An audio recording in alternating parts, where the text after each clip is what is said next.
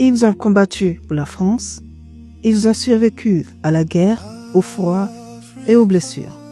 Pourtant, de retour chez eux en Afrique, ils ont été massacrés par l'armée française. Ceci est l'histoire des tirailleurs sénégalais. C'est l'histoire du Tiaïro.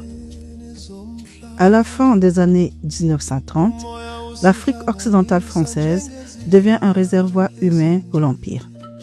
Dans les villages du Sénégal, de la Côte d'Ivoire, du Mali et de la Guinée, on recrute des hommes noirs pour une guerre européenne. Certains s'engagent, d'autres sont désignés. Tous embarquent à Dakar. On leur promet une solde des droits et l'honneur. En 1940, les tirailleurs sont envoyés sur les lignes de front en France, souvent en première ligne, moins bien équipés, moins bien payés. Leur bravoure étant réelle, leur statut reste inférieur.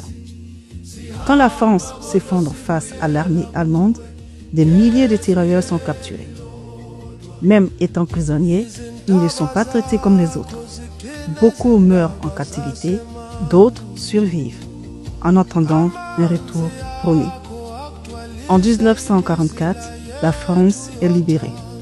Les tirailleurs survivants sont rassemblés.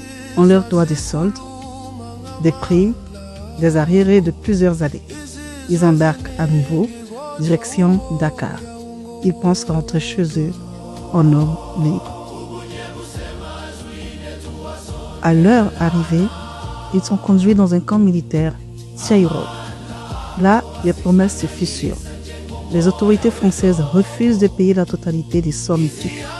On parle de conversion, de monnaie coloniale, de réduction arbitraire. Les tirailleurs comprennent alors qu'on les trompe. Ils protestent, pas avec des armes, pas par la violence, mais par la parole et le refus.